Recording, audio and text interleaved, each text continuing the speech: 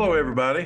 Danny Rains here, and we're back on the Voice of Experience on the podcast. And this will be the upcoming video that will be coming. I mean, the upcoming article in IP Magazine. I think it's going to come out in February, March.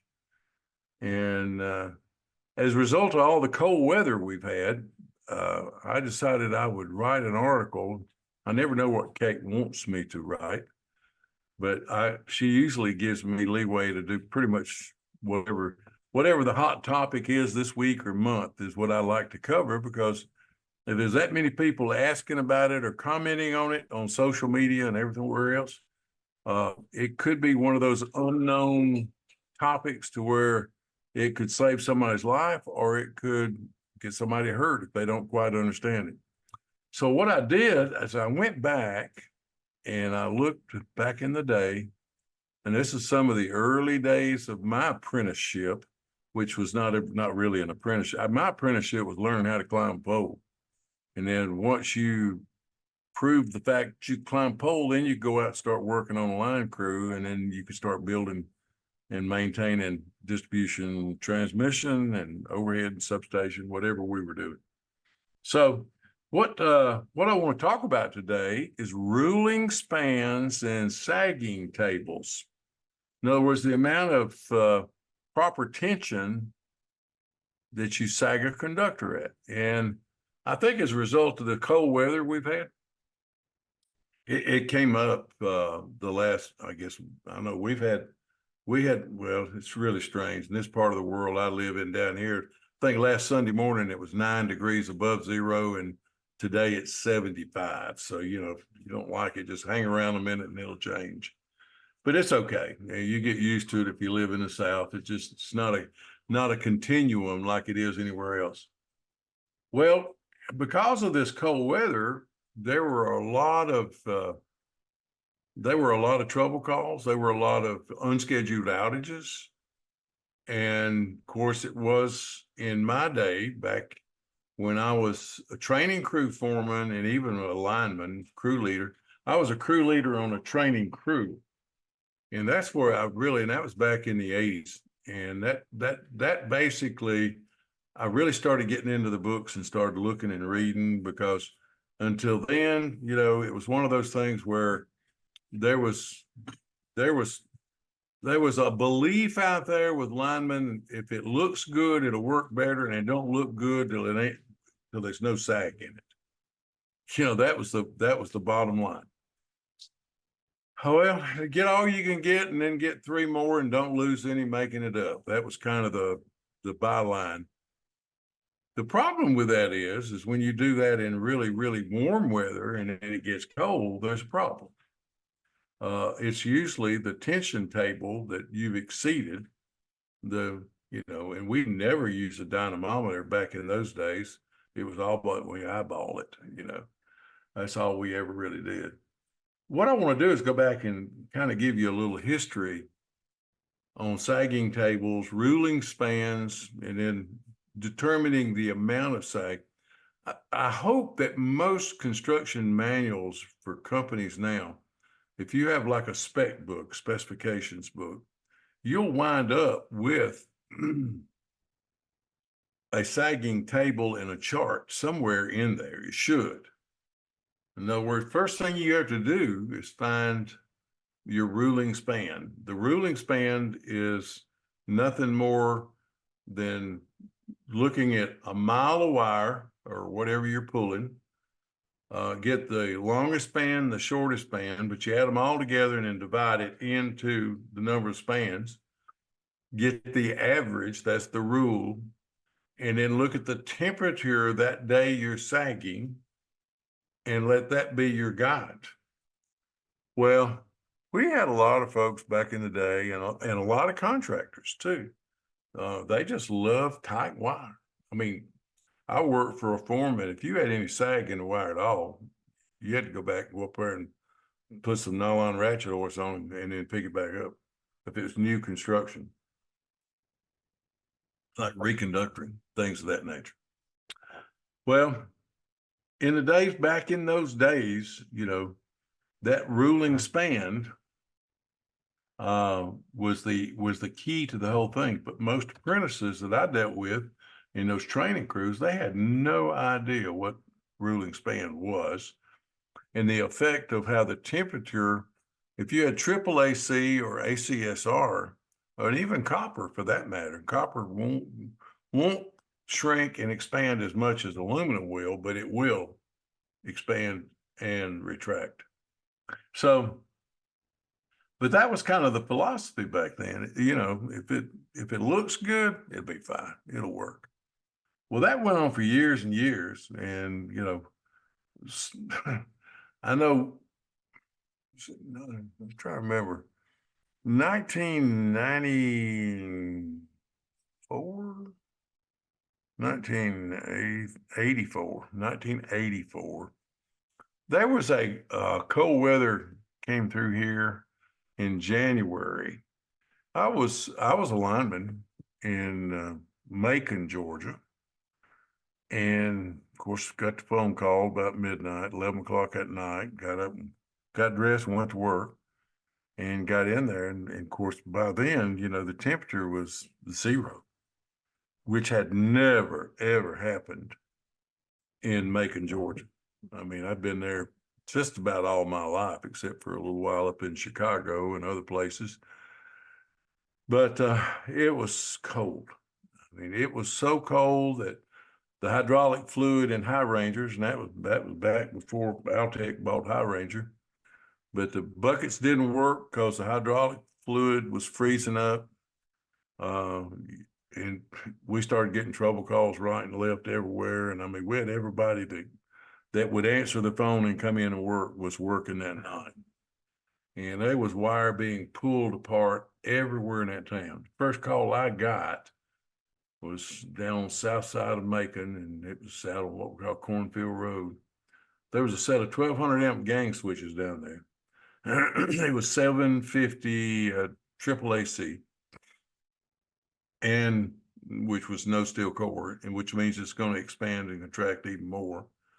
But I pulled up down there and looked, and I said, "Oh my God!" It literally pulled the gang switch apart. Parts of the gang switches, the dead end shoes, and everything was laying on either side. And by that time, I think they told us, and I don't know, but I was told that it was like 3 degrees below 0. And we were out there, and the lineman that was out there, we set up the trucks, and we had to come down every once in a while and warm up because we weren't dressed for the occasion either, because that was the abnormal for us.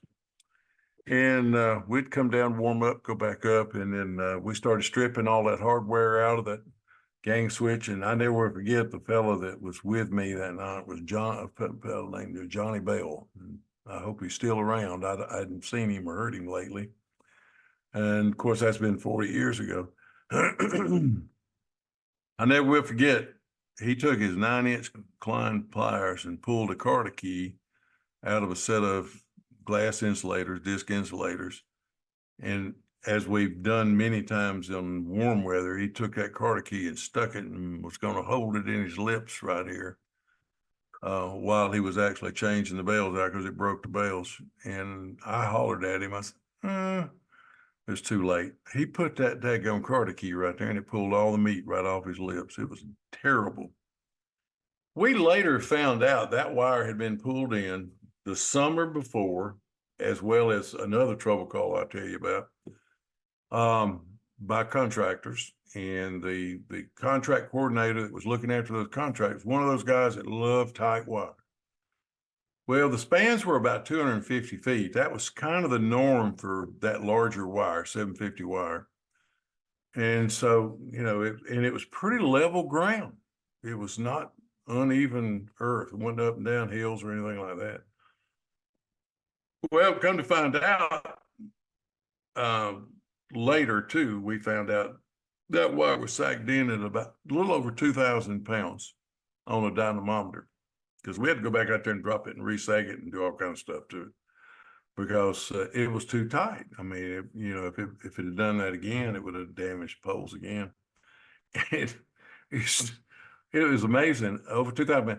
when you really look up on the sagging chart and tension table, you know, for a 250-foot span, 750, and at 92 degrees, it should have been sagged at about 1,100 pounds. And it was sagged at twice that. So that way, when it did cool off, you know, and it got cold, it just literally tore it apart. While we were doing that on Cornfield Road, another trouble call on Mosley Dixon Road out by Lake Tobosoffke, I heard them talking out there, and I said, "Oh my gosh, that's crazy." There was a 45 class 3 C suspension pole, vertical suspension pole. Wire come in one side, crossed the road, went back across the road. That was 397, I believe it was, ACSR. But that wire had tightened up so tight that it pulled a 4-inch curved washer, and that's what we normally frame the pole with behind a suspension insulator, was a 4-inch curved washer. And the pole was split, the curved washers on all 3 faces it split the pole. The pole opened up, broke in half, and dropped all 3 faces in the middle of Mosley Dixon Road. But as I was saying, you have to make some exceptions to the repair to keep from creating another issue when it warmed back up. Just to kind of give you an example, another situation. I was a supervisor at this time. I was living in Stockbridge, Georgia, and Quarry Road substation was very near my house. And of course, you know, the system was such that there was 3 or 4 different station breakers in there, distribution breakers in there. If one of the other breakers would operate, and I could, sitting in the house at night, I could see the bus dip. I could see the voltage dip on the bus differential. And of course, I knew then, I said, the station just operated, and it was cold, another cold night. And before I could get in the truck and head to the station and look and see which breaker operated, it wasn't my circuit, it was one of the other 3. I got a call from the division operator, and he said, "You need to go to Highway 42 and Eagles Landing Parkway." And I said, "Okay." Well, I got over there, and I knew who pulled this wire in, and I knew who was the construction coordinator over the contractors at this time. And they pulled that wire in again the summer before this cold weather. And it really wasn't that cold. It was, you know, it was below 20 degrees, which is, you know, you don't really think about that too much because that's not uncommon for this part of the country. But I got to that intersection, and that's just a straight road and a dead end into the straight road, and the 3-phase lines in a right of way just off the straight line road. And it was 750 AAAC again, and there was one conductor laying in the road that was actually burning 14.4 25 kV system, and a truck ran over it while I was standing there looking at it. I said, "Well, this ain't good, you know, golly." But we finally got that thing switched out, and we started working on it.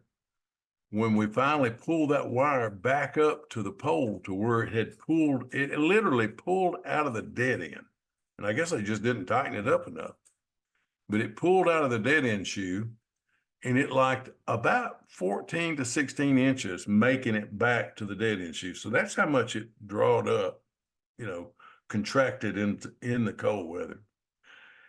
You know, you can't operate a system that way. And I know I love to see wire that's good, snug. Don't like to see real baggy wire.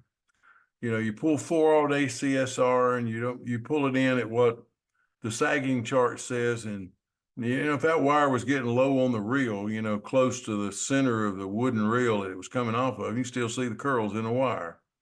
And nobody really wants to see that. And most linemen I know they're not going to have that.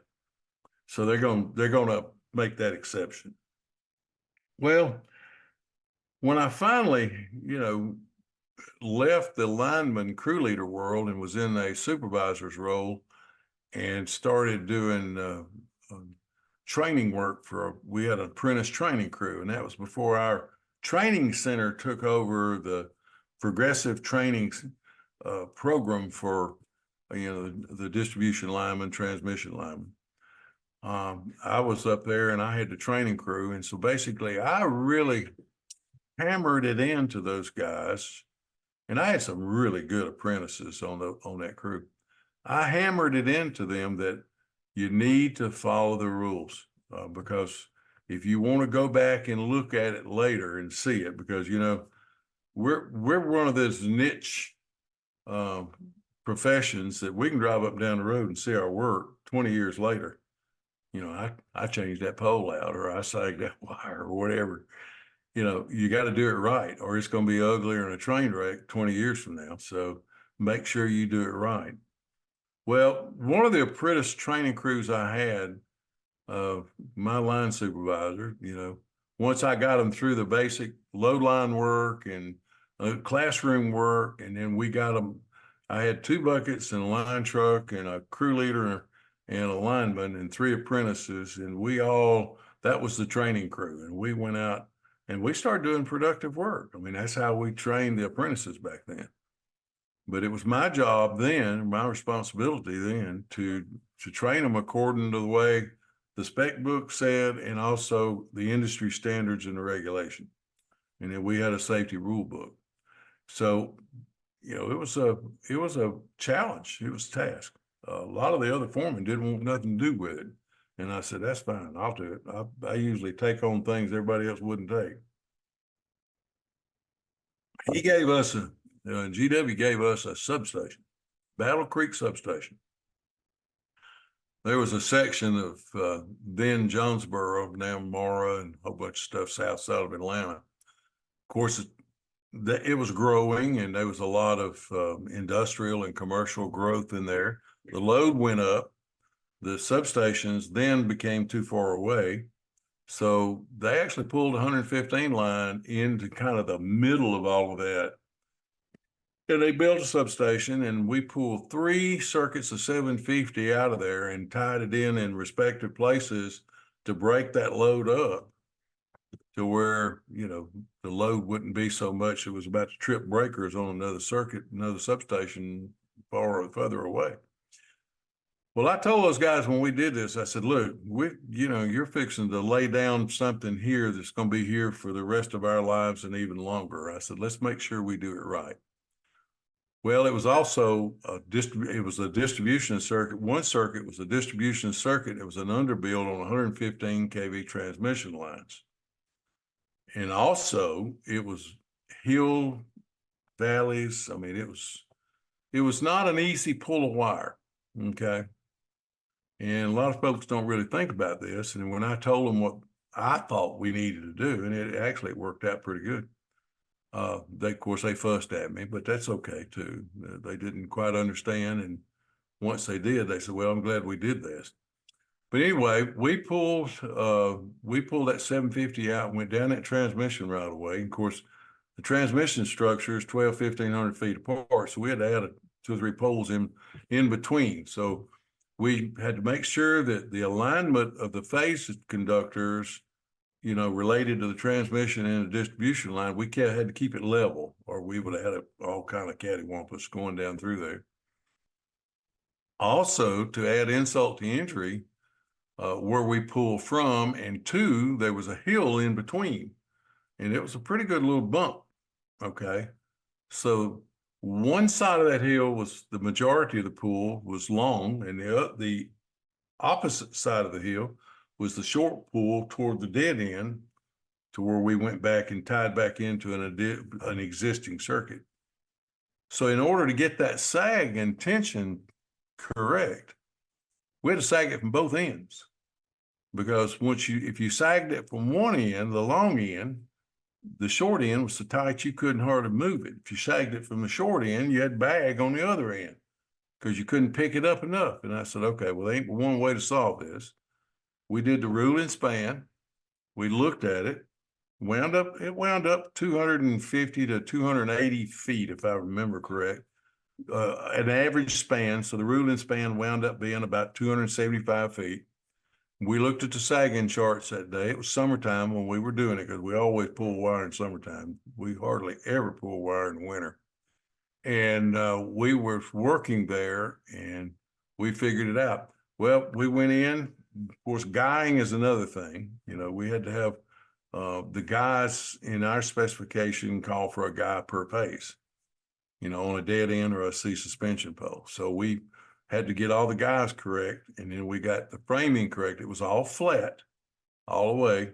It was flat tangent, very little vertical, period.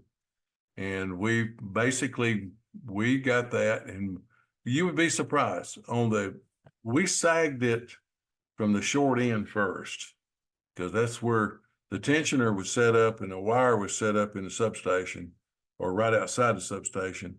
So they carried it all the way through the mile or so of wire, and they set up and caught it off and sagged it, deaded it in here and sagged it on the short end.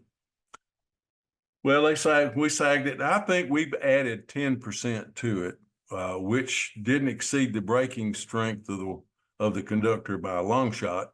And we felt like the 10% addition, I think it wound up somewhere between 1,100 and 1,200 pounds. So we might have sagged it at 1,350 pounds or something. The primaries looked good. The 4-aught ACSR neutral was, it was a little questionable, but it was okay. It worked out at the end of the day. But you know, when we sagged it at the short end, we had it perfect right there at about 1,300 pounds. And we went down to the other end, the long end, outside the station. Guess what the dynamometer said on it when we went to pick it up? It was already deaded in. But just to get the strain off the dead end, you know, it was about 900 pounds. So it was baggy down on that end and tight on this end. So once we got that short end right, we had to go down there and resag all three of them on that end. And really, now that was probably 1987 or 8. So what is that? 12 and 24. So that was 36 years ago. And you can go by there now. That substation is right there. That wire is right there. And matter of fact, you know, I make it a point to go look at stuff that, you know, we did over time. If I know that I had something to do with it, I want to see what it looks like today. And it looks just as good today as we did that day. Nothing's changed. That 750 is still on the underbill on that 115 kV. All the poles are still there. They may have changed one of them, two of them out, but the sag all still looks very good, you know, all the way through it. And there's just nothing wrong with that at all. But whenever the bottom line is it's just like everything else, it's weather related and environmentally related. You have to adjust your work practices to the weather conditions and temperature, the ambient air temperature of where you're working. And that's just the way the world is. If you don't do it right, if you don't follow the sagging tensions and charts and everything, you're going to wind up, you know, with a not so good looking job, as well as you setting somebody up for a case of trouble later on that they're going to have to go out there and they're going to have to go out there and repair. But, you know, the dynamometer is the answer. People say they eyeball things and use sagging boards. I mean, I've done a little bit of all of it. But, you know, if you take that ambient temperature and you look at that wire size and you look at the environmental conditions as well as the geographical conditions, and you adjust everything according to that, you'll have a good looking job out there. You won't have stuff falling like they've had. What was it? A friend of mine called me from somewhere, and I can't remember now where it was at. During this, when it went down to 7, 8 degrees, whatever, and I think it was colder where he was at. And he had some 795 on a dead end pole, and it literally broke the dead end pole. And this is just last week or so. And that's another reason I'm writing this article and then doing this podcast today. Nobody wants to have to go out there and pick up a job to where it's been destroyed because of cold weather. And I think all that is just a result of not considering all the things we've been talking about for the last 20 or 30 minutes here. One last thing I'll leave you with, and think about it. There's in my world where I came from, we had initial sag and final sag. Now, if I pull the wire in on, on a Tuesday or a Wednesday, and that's usually when we like to pull wire. I don't really like to pull wire on Fridays. Once you get the wire in place and get it, the new wire deaded in and grounded, it really should stay in the roller blocks for a day, for about 24 hours, because what you'll have then, that initial sag, it's going to creep a little bit back and forth and settle itself in these long and short spans and everything. If you don't leave the initial sag alone for a few hours and dead it in and finish, you're going to find out. And I'm sure you've seen, long span, short span, droopy span, not droopy span. It's really strange. It looks funny, and I think that's a result of not letting the creep, I call it the creep, get out of the conductor itself. I mean, that's why they roll. That's why those rollers roll, is to let that stuff go back and forth and let it equal out and balance in the long run. So what you really want is let that initial sag settle it down. I really enjoyed the training supervisor's job that I had, and I really enjoy now doing safety and training and helping people help themselves now. People ask me all the time, Danny, when are you going to retire? And I was, well, I don't know. I think I am. I do what I want to do and when I want to do it. And it's myself and the folks that help me with my company. We really enjoy going in and doing audits and doing observations and doing training and, enlightening people. And you'll be surprised out there about the number of people. And I think it's because of so many companies now are getting into this business that never has been in this business before. And some of them are coming from other companies to where they may not have been trained as well as they should. But the way I look at it, the more we can do to make the system safer and more sound and use our professionalism as journeyman linemen, we should do that. Hopefully you got a little bit out of this today on sagging, tensions, and tables. And I would welcome any conversations, comments, emails, whatever you need. If I can help you here or answer any questions, please feel free to call me. Be glad to talk with you. Always enjoy talking line work and building lines and catching trouble. That's what we're all about. So take care out there. God bless you. Look out after one another. Nobody's going to look out after you as much as you can for yourself. Be safe. We'll see you next time. During this podcast are solely those of the individuals involved and do not necessarily represent those of Utility Business Media and its employees. It is strongly recommended that you discuss any actions or policy changes with your company management prior to implementation.